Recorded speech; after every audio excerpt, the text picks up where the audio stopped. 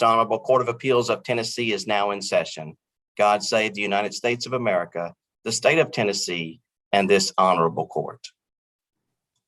Good morning, counsel. Before we call the case, just a quick reminder, we don't anticipate any technology-related problems, but if we should have any, we'll all just take a deep breath and pause, and our experts will work us through them. Call the case, please, Mr. Hivner. Metropolitan Government of Nashville and Davidson County, Tennessee versus Abdiqani, Gelle. We'll hear from the appellant.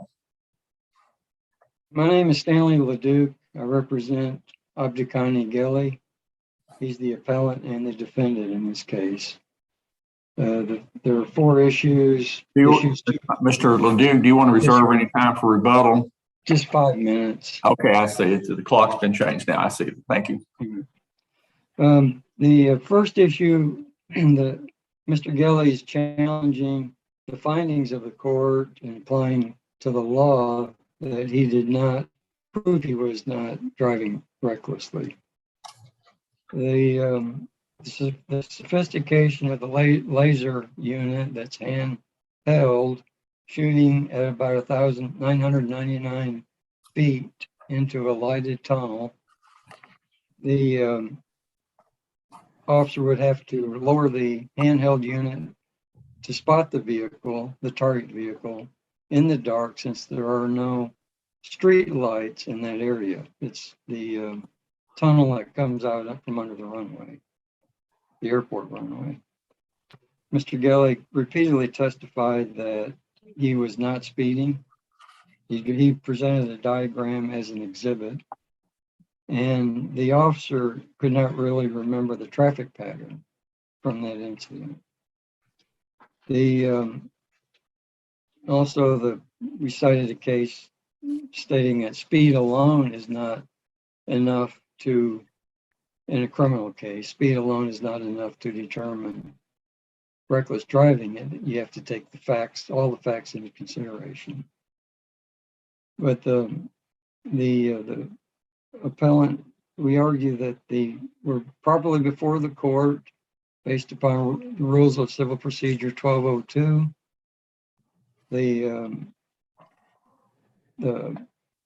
A traffic citation such as this one with just a one-page document, is not the type of a pleading that would require an answer. So that would allow a party, an adverse party, to make any argument or defense during the trial. But one of the main arguments is that the Metropolitan Government of Nashville's reckless driving city code is not a permissible rebuttable presumption. It does not require the plaintiff, the city, to prove all of the elements of the offense. All under this code, all the city has to prove is that the alleged violator was going over 15 miles per hour. Then that shifts, once the city proves that shifts the burden to the driver. The driver then has to convince the court that he was not driving with willful and wanton disregard for the safety and property of others. And we submit that, the argument is that that's not a permissible rebuttable presumption, and it's a violation of Mr. Gelle's rights of due process of law. The part of the argument is that the city of Nashville lacks jurisdiction to administer anything more than a $50 fine in this case. Counsel, I'm sorry, let me interrupt you a second. Mr. Hivner, the clock seems frozen. Thank you. Okay, I'm sorry, Mr. Ledoux, go ahead. I noticed that, Your Honor. I didn't. We don't want to give lawyers a stopped clock with no time limit. I was encouraged for a moment. Yeah.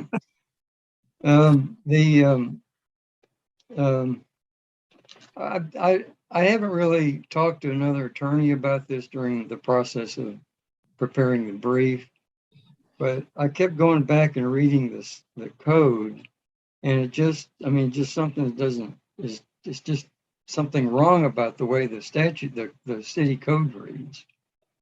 And we believe that that's a violation of Mr. Gelle's rights of due process of law.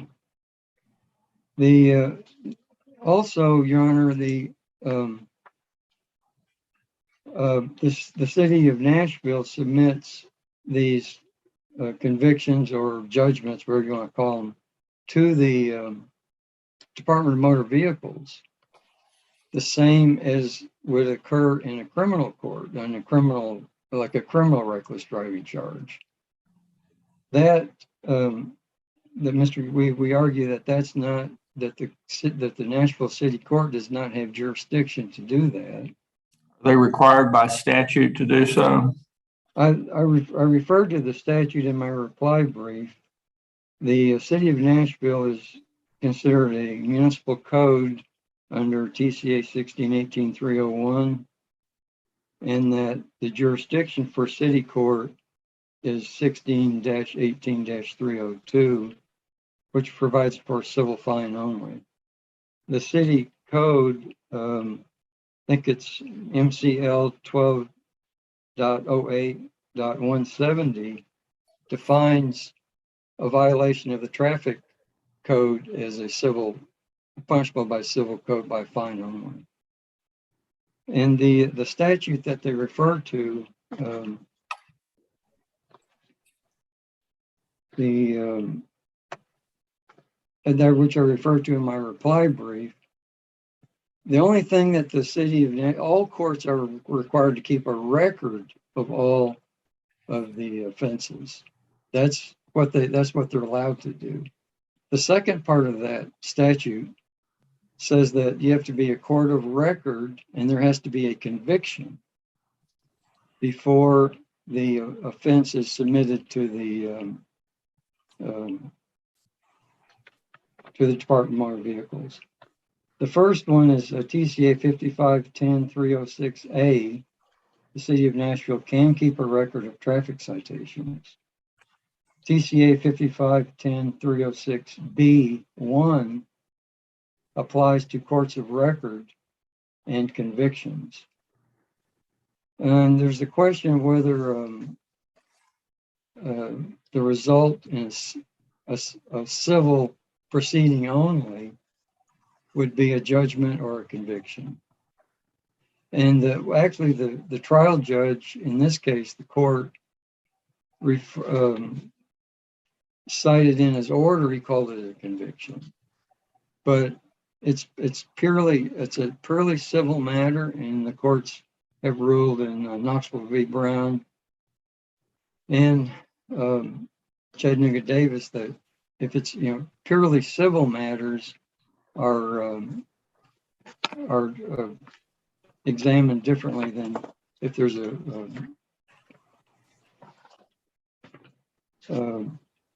they're just dealt with differently. It's purely civil. There's no criminal. Referring a conviction to Nashville, Department of Motor Vehicles or Homeland Security, when it shows up on the driver's license, there's no distinction in there.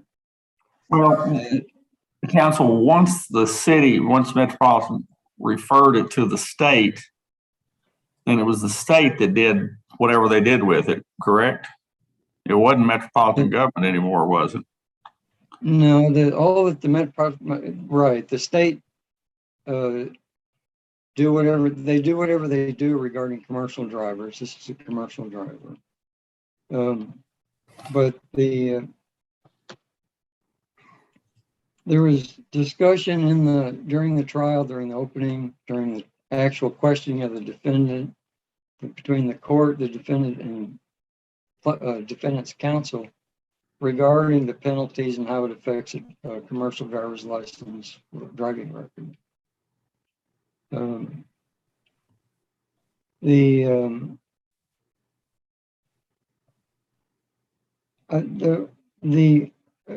Basically referring the conviction or judgment to the Department of Motor Vehicles is is a criminal or quasi-criminal type punishment. And that's not included in the $50 fine. That's beyond a $50 fine. And Mr. Gelle, we assert that that's not, that the city does not have that jurisdiction under statute. And that it's a violation of its constitutional rights of excessive fines or punishment. And I think that's all I have for my first part of it. Thank you, counsel. You have your time for rebuttal. We'll hear from the appellee, Mr. Thomas. Hey, police and court. Good morning. My name is Josh Thomas of the Nashville Bar, and I represent the plaintiff appellee, the Metropolitan Government of Nashville and Davidson County. Metro is requesting that this court affirm the decision of the trial court finding the defendant did violate Metro's reckless driving ordinance. As Mr. LeDuc just mentioned in his argument, on appeal, he essentially raises a handful of arguments, and it appears that the main thrust of his argument is that the rebuttable presumption contained within the ordinance violates due process or some constitutional rights. And I will address that more specifically in just a moment, but respectfully. So answer me a question. Sure. You said the defendant violated the Metropolitan reckless driving ordinance. What is the Metro driving ordinance? What does it actually require? Yeah. So the ordinance it basically says that it is unlawful for an individual to operate a vehicle on the streets of metropolitan government or on private roadways, driveways, or parking areas in willful and wanton disregard for the safety of persons or property. Okay, that's the ordinance, right? That's the requirements. Okay. Now, what proof was presented that he did operate this vehicle with wanton disregard? So the proof that was presented, Your Honor, actually were several different things. So the officer testified, one, that, obviously Mr. LeDuc was mentioning that the area where this occurred was it was a 6-lane highway, 3 lanes going, roadway, 3 lanes going each direction. And it was near the Nashville International Airport. And the defendant at the time was emerging from a tunnel that basically sits underneath an airport runway. And so the evidence that was presented was that first, the officer was able to make a visual determination that the defendant's vehicle that he was driving was going at a faster rate of speed than what is supposed to speed limit, which is 45 miles per hour. And at the time that this occurred, this was actually at night, after 10 o'clock at night. The area is dark. It's not well lit, as Mr. LeDuc mentioned, and that evidence was also put into the record. And the officer was able to use his laser device to pinpoint the vehicle that was being driven by the defendant, determine that it was going 20 miles over the speed limit, and then obviously initiated a stop where he came into subsequent contact with the defendant and determined that he was the one driving the vehicle. Okay. But the additional evidence. The proof that he was going above the speed limit, is that the proof that he was doing it in a reckless disregard for the manner of safety of others? I think that's part of it, Your Honor. And obviously that's what the court relied on to be able to make its decision. But there were additional facts that were also presented that we think would support the wanton and willful disregard. And that would be, one, there were several other cars on the roadway at the time that this was going on.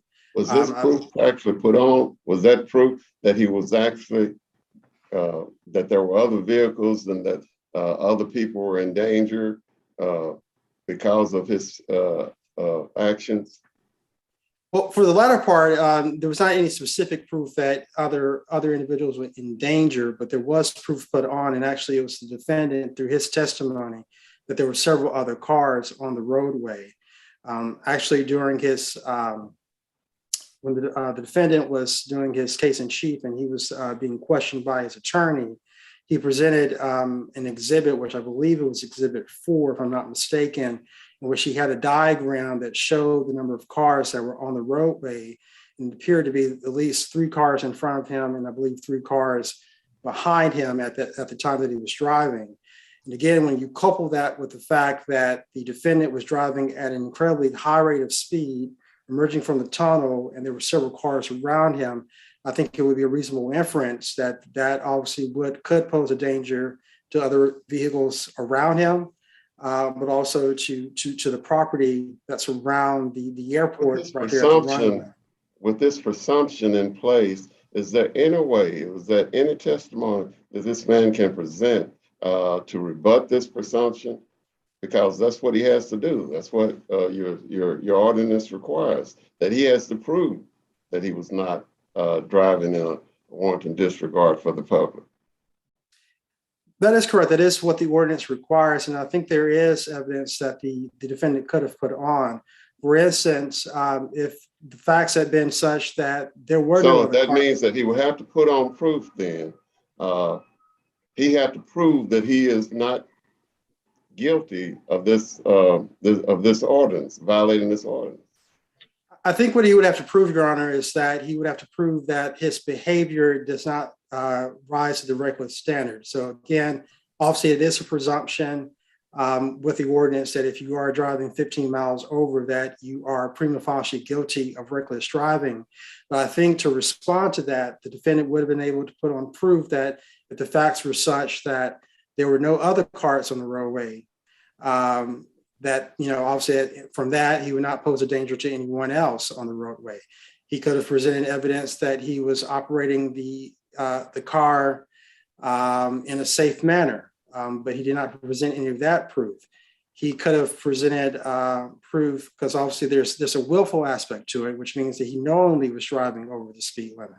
He could have presented speed proof alone a determinative factor then as to his guilt of this offense. I think if you are to look at it in terms of just the rebuttable presumption itself, and speed alone would be that.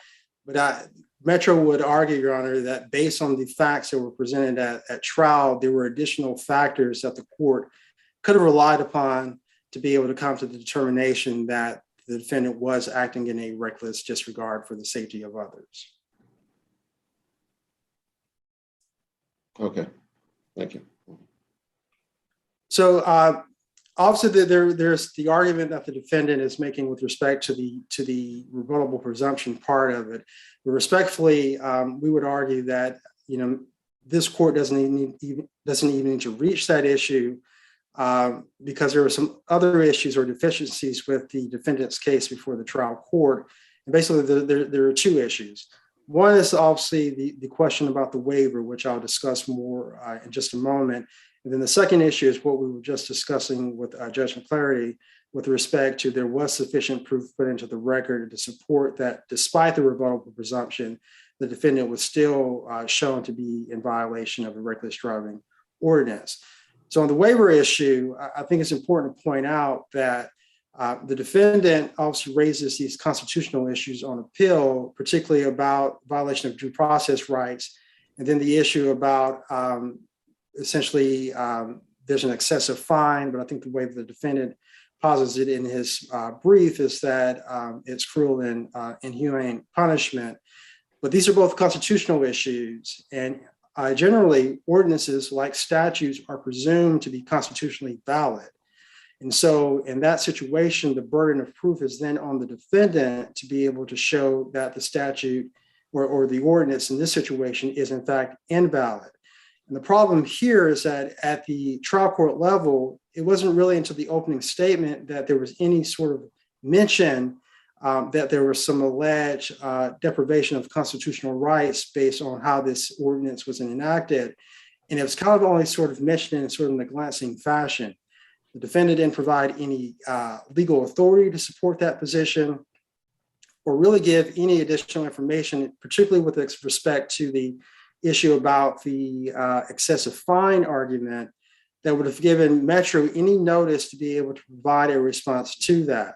And so because the defendant was required to basically show that the ordinance was unconstitutional and did not do that at the trial court level, would argue, Your Honors, that this shows that he has waived this issue on appeal. And so at this point, it's not ripe for consideration by this court. So on that basis, we believe the court could be able to adjudicate this matter.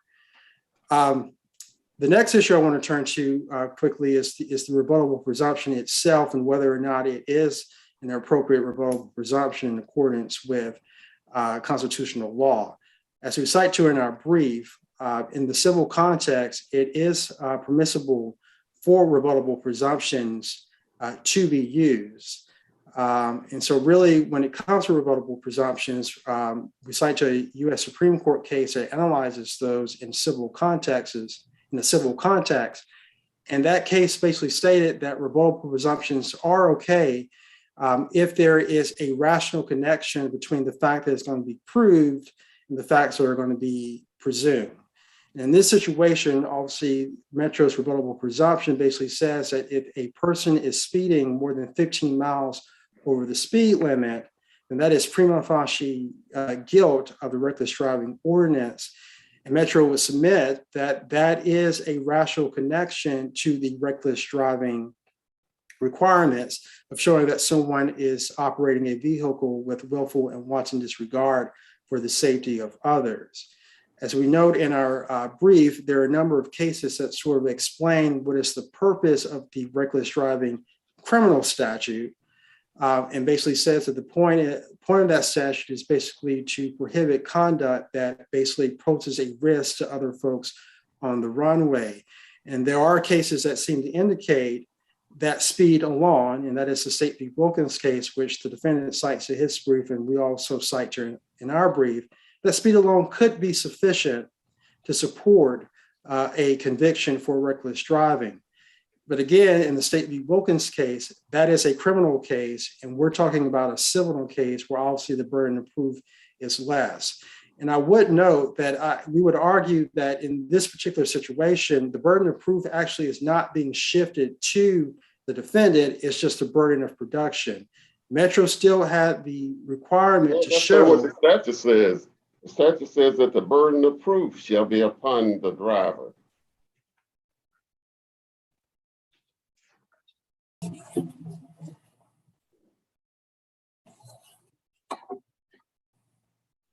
Apologize, Your Honor. You're correct. You're correct, Your Honor. That is correct. I'll retract that statement, Your Honor. It does say burden of proof. Well, I guess I guess the point that I was attempting to make, Your Honor, is essentially to say that obviously Metro does initially have to put on sufficient proof to show that the defendant was in fact speeding in order to meet that first element for the rebuttable presumption to apply. And that still has to be shown by the preponderance of evidence. And we were able to do that. And again, once we were able to meet that presumption, the defendant then was able to basically present the proof, as I discussed earlier, basically to show that that conduct should not show that it is in fact reckless. And again, that could have been showing that there were not other cars on the roadway, or that the car was being operated in a manner that was safe and prudent. But here at the trial court level, the defendant didn't do that. Their only argument was essentially that I wasn't speeding. And so they did not put on sufficient proof to be able to meet the rebuttable presumption. And also the court resolved, based on the facts that were presented, that the defendant was in fact speeding. And so there was just no information or evidence that was put forward that would support a reason for the court to find that that presumption had been rebutted. Counsel, let me ask something here to help clarify it for me. Put aside the argument that I wasn't speeding. Start with, put that aside. Does that leave us with the real issue here as to whether or not this rebuttable presumption in this civil, whether or not this is a civil case as opposed to a criminal prosecution, which the defendant seems to argue, and two, if it is a civil case as opposed to a criminal case, is this rebuttable presumption permissible? Period. That is correct. I think based on the argument that Mr. LeDuc or the defendant makes on appeal, those are the two issues. Okay. And again, Metro would submit that we do believe that, under the standard in the U.S. Supreme Court case that we cite to, this rebuttable presumption is permissible. Because Counsel, again, excuse me for interrupting. I do have a question with regard to, is there a statute or other authority which requires that finding of a violation here is reported to the Tennessee Department of Safety? there is, Your Honor. I would argue, and I think Mr. Leduc referred to the statute, but I believe it's 5510-306B1. I believe that statute does require Metro to submit the violation, does require Metro to submit the violation to the state. And I would mention, obviously he seems to indicate that this was initially in city court, but this was a case that was appealed to circuit court. Obviously that's de novo and start over. And so still, that would be a court of record. I see that my time is up, but I still think under that statute. Go ahead and finish answering the question. You can finish answering the question. I think under that statute, it still would have been permissible for Metro to submit it to the. Thank you. Okay. Thank you, counsel. We'll hear from the appellate rebuttal. Your Honor, the primary proof put on by the officer, Augustine in this case, dealt with his radar and his radar device, speed detection, how fast the defendant was going. That was the primary proof put on by the plaintiff to prove that the defendant was speeding over 15 miles per hour, 20 miles per hour. And there was no, that was pretty much all the proof that was presented. Then it was up to the defendant to try to convince the court that he was not driving with willful and wanton disregard for the safety and property of others. Mr. Gelle also, I think, part of the circumstances and facts in this case need to consider that he had a little bit of a broken English, you might call it, and there were also 49 indiscernibles noted in the volume 2 transcript of the trial, where the court reporter couldn't pick up on the audio what he was saying. And that made it difficult for him to express himself, probably as well as someone who was more, fluent in English. The Chattanooga v. Davis discussed or noted that even an excessive civil fine can trigger constitutional review. I think that constitutional review is triggered in this case based upon the fine going beyond $50 So, counsel, you mentioned it several times, but what was the punishment, or what was anything over than a $50 fine? that's reporting of the offense to the Department of Homeland Security. And there was discussion in the record about that at the end of defendant's testimony. Do you agree or disagree that the Metropolitan had the obligation under the statute to report that? It's my opinion, based upon the reading of the law, that they do not have the authority to report this. Is the court going to? First, I think the reviewing court would have to determine, is this a civil judgment or is this a criminal conviction? If it's a criminal conviction, then they would be required. But the city of Nashville doesn't have the authority to enter into a criminal conviction. All they have is civil authority. And I cited that. So is it your position that if it's a civil finding of reckless driving, that Metropolitan had no authority to report it to the state? Based upon the TCA 5510-306B1. That's the statute that refers to reporting the TCA. It talks about courts of record. And actually, if the procedure, I think, is that the court, the circuit court where this case was heard, sends the case back down to the city court. The city court's the one that, the city court clerk is the one, in my understanding, that sends it to Nashville, to the DMV, not the circuit court. Circuit court just sends the case back to the city court when they're at the end of the case. I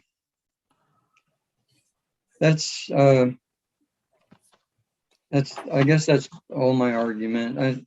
I did file a reply brief that has a lot of important information in it, and there are exhibits at the end of both the reply brief and the appellant's brief.